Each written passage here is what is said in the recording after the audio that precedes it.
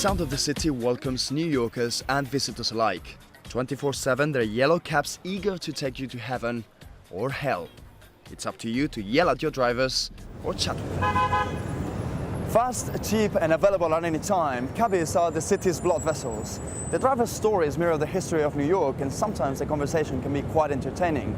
But there are also some very unique experiences to be had. A dimly lit notice is a snapshot of New York's diverse culture, and cab drivers the perfect guides to them.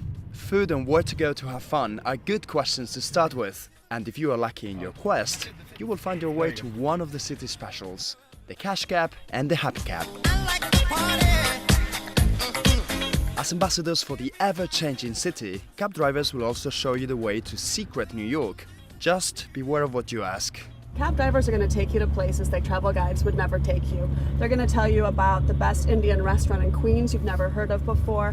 They're going to take you places that, like, a lot of locals in New York don't even know about. That's the best way. If you really want to see the real New York City, not just a tourist New York City, have the taxi cab driver be your guide. You never heard of the Happy Cab before? On board the Happy Cab, not the right question, but the right answer will give you a free ride for life. That's 3 letters long in Lower Manhattan. We get a free cab ride. But also an excuse to break the ice with friendly, There we go. perhaps overly friendly, No, it's terribly strangers on the street. dangerous. What's the story here? What's the story here? This is the Happy Cab. We're in the Happy Cab. All right, where are we going? However, not is all merry in Cabbyland. Because of the recession, revenues in Los Angeles went down 15% last year. But not in New York, where paying with plastic is possible, and business actually went up. What is this, a joke?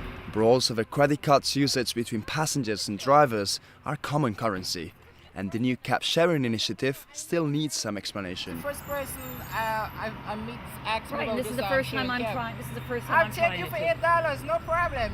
Meeting strangers is also part of the cab share game, but not everybody will play along, possibly sheltering behind their smartphones, or worse, staring at the TV screens.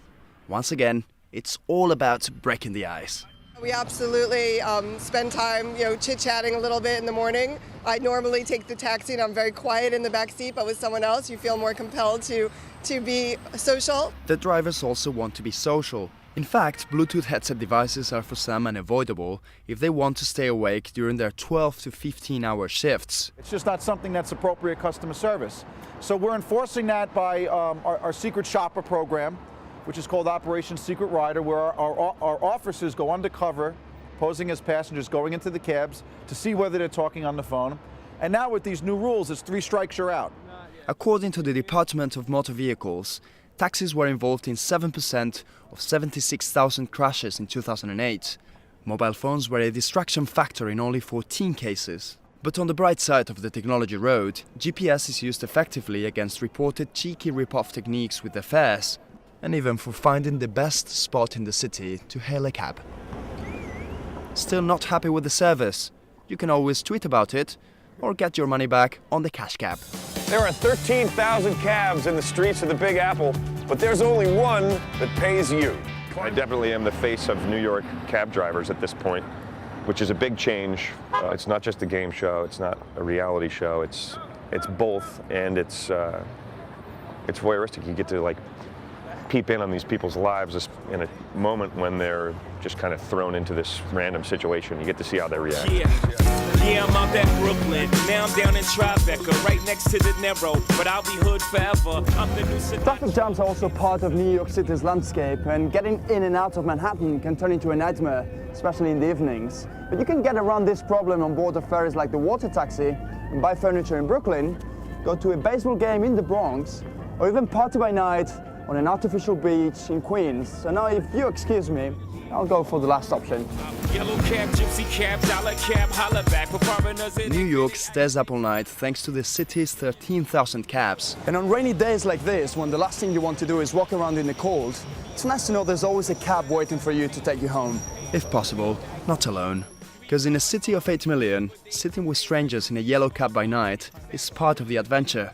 Now just remember, what happens in the back of a cab stays in the cab.